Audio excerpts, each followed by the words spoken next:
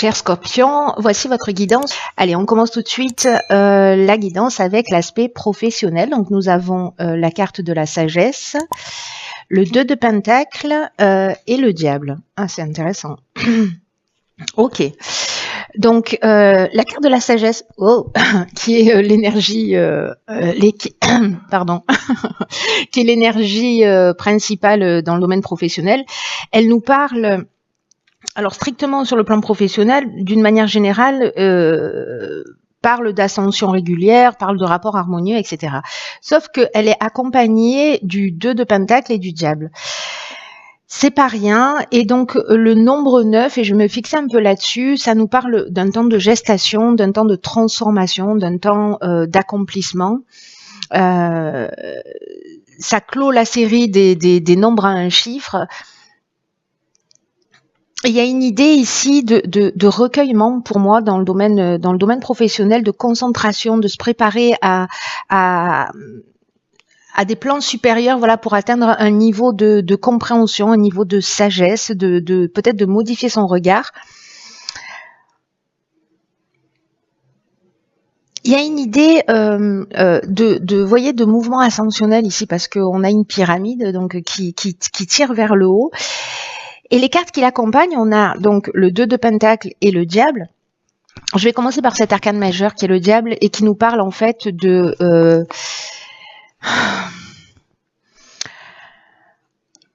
Diable, ça veut dire... l'origine du mot diable, c'est diabolos, qui veut dire désunir. Voilà, donc derrière ce mot-là, il se cache une forme de désunion. Peut-être de jongler entre deux aspects, peut-être de se sentir dans le domaine professionnel sous une forme d'asservissement, ou alors on peut être dans une forme de mensonge ou vraiment axé sur le pouvoir, sur le matérialisme. On peut avoir aussi des réactions un peu inconscientes, ou avoir quelqu'un en face de soi. Soit c'est vous qui vous mettez dans une position, voyez, d'asservissement précisément. Vous avez abandonné votre contrôle à quelqu'un d'autre. Ou alors, il y a un supérieur hiérarchique, quelqu'un avec lequel vous travaillez, qui est peut-être dans la manipulation, ou qui, justement, voyez, vous impose des limites ou vous impose des contraintes. D'une manière générale, il y a quand même ici potentiellement une... comment vous dire ça, un déséquilibre. Peut-être qu'il y a une idée d'accepter précisément ces limitations, les limitations de la personne qui est en face de vous, et de savoir dans quelle mesure vous prenez le pouvoir sur les autres ou les autres prennent le pouvoir sur vous, qui fait que du coup vous êtes pas, j'ai l'impression qu'il y a quelque chose qui est pas en accord. Et ici peut-être vous devez jongler avec les humeurs de quelqu'un, c'est possible, avec un supérieur hiérarchique, ou c'est vous qui précisément être un peu perturbé et qui avait de la difficulté comme ça à jongler avec peut-être tout ce que vous avez à faire. Attention aux raccourcis aussi que potentiellement vous pouvez prendre. Il y a une idée quand même ici d'élévation ou de comprendre peut-être une situation ou un mode de fonctionnement,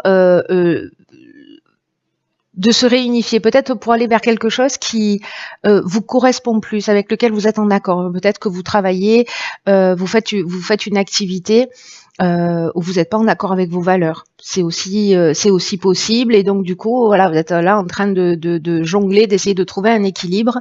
Là, pour moi, j'ai l'impression que sur le plan professionnel, où justement on va chercher à l'intérieur de soi, et j'ai l'impression que pour certains d'entre vous, ça va être le cas.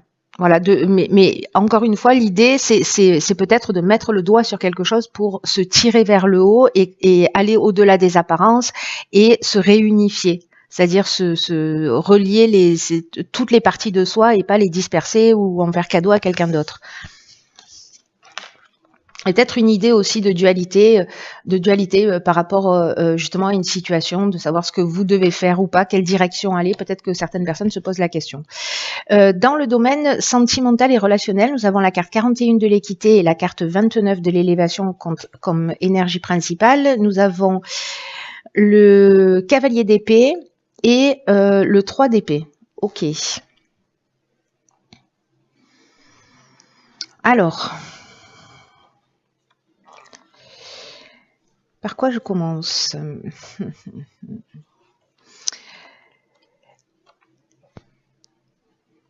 Moi, j'ai l'impression que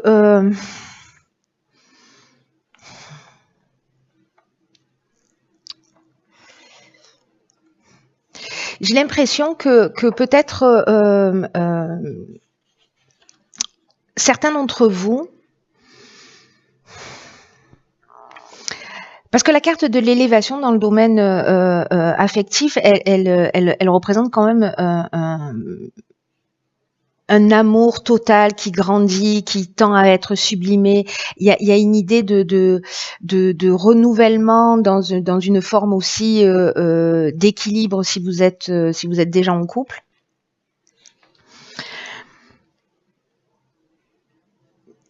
Vous voyez, où on va renouveler sa tendresse.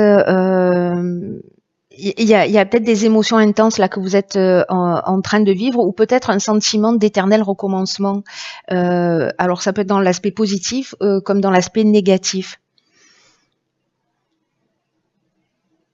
Il peut y avoir aussi une personne que vous rencontrez ou que vous avez déjà rencontrée où il y a un amour platonique. Peut-être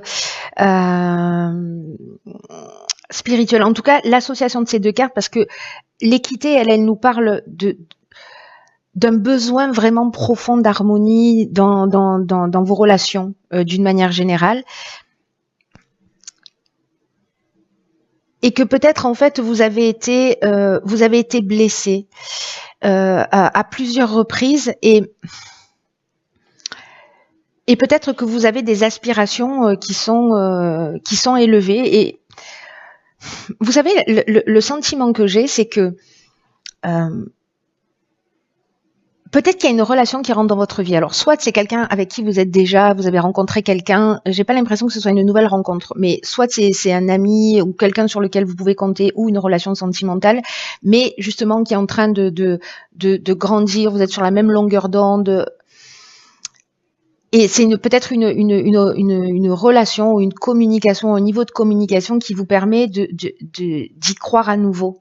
Vous voyez, de guérir un petit peu là ces blessures ou ce sentiment de trahison que vous avez eu. Et le cavalier d'épée, justement, lui, il nous parle de cette capacité. Alors c'est peut-être ça, peut-être que vous allez comprendre des choses par rapport à vos blessures.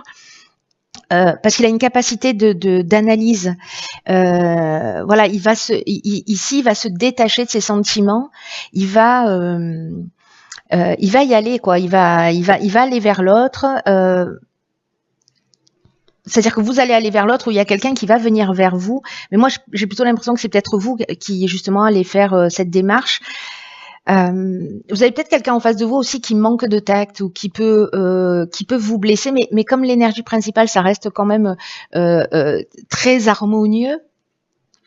Peut-être que ça va définir si vous avez quelqu'un, ou si vous avez eu des personnes dans votre vie justement qui vous ont manqué de respect, ou peut-être parce que vous avez l'impression de reproduire toujours les mêmes schémas, ou que vous avez été trahi.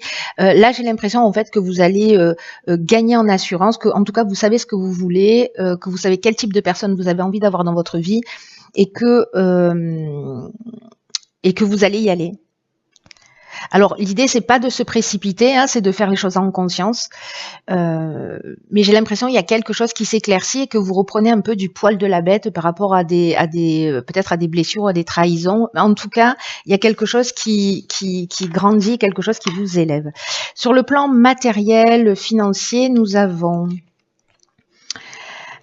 la carte 3 Delta et la carte 26 des épreuves, accompagnée du 9 de bâton et de l'impératrice. Ok, ben j'ai l'impression que l'impératrice, elle sort dans quasiment tous les tirages.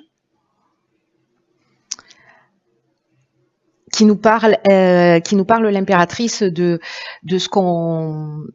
la manière dont on se perçoit et de ce qu'on projette à l'extérieur. Alors, par quoi je commence? Je vais commencer par l'énergie principale. Donc là, on est sur le plan, encore une fois, matériel.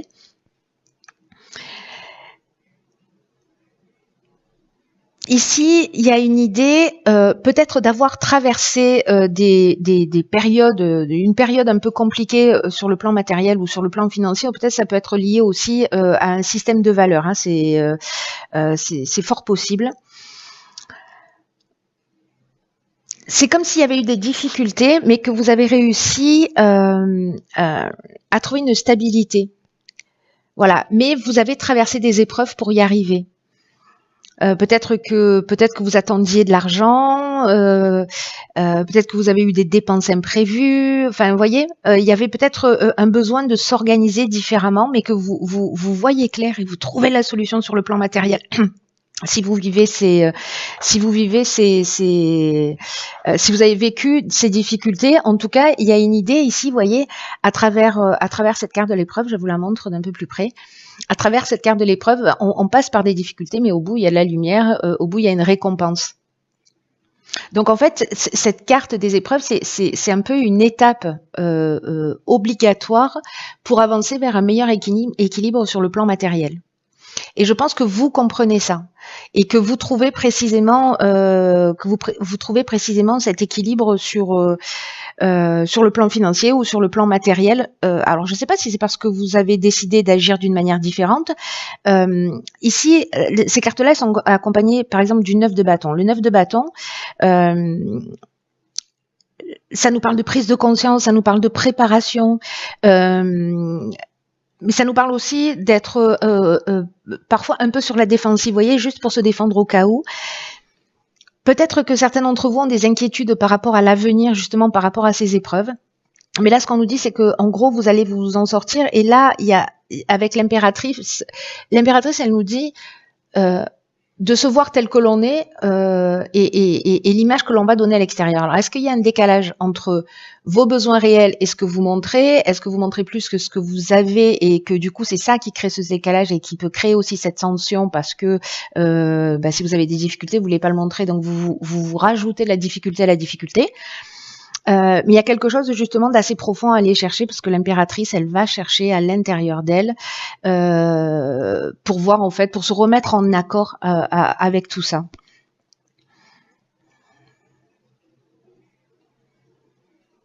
Donc attention aussi à votre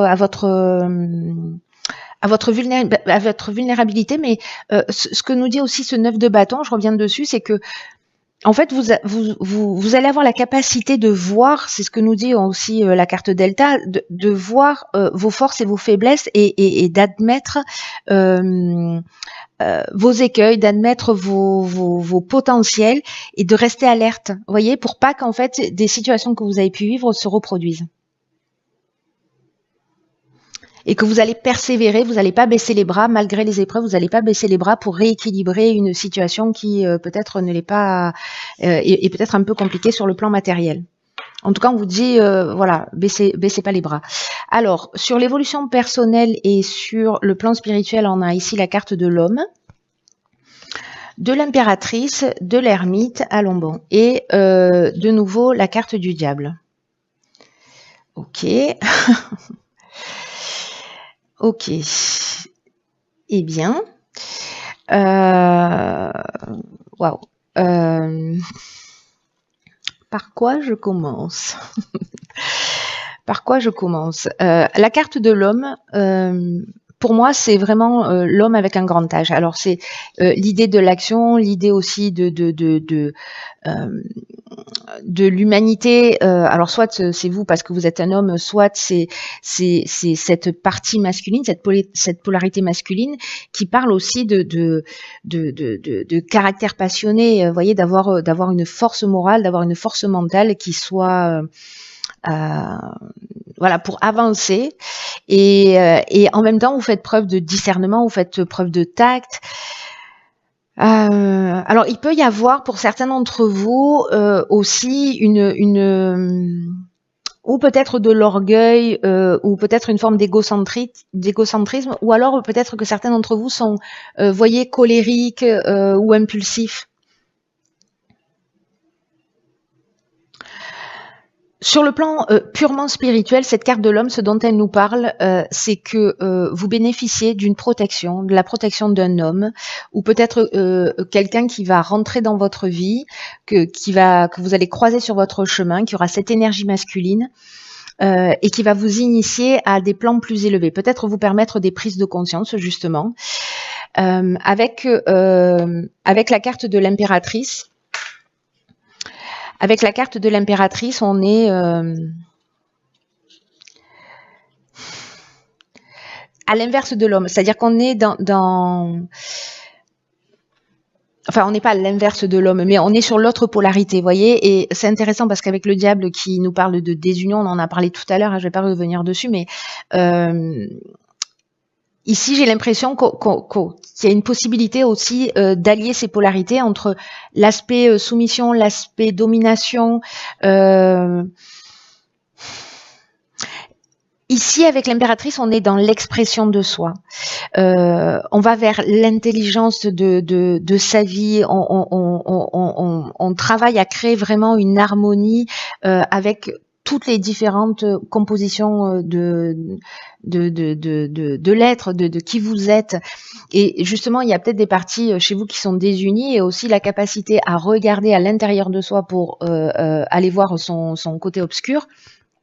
C'est aussi une occasion de le guérir. En fait, il y a quand même une idée ici de faire le point, de faire un état des lieux de la manière dont vous pensez, de vous écouter parler, et vos actions, c'est-à-dire d'aligner ces trois aspects.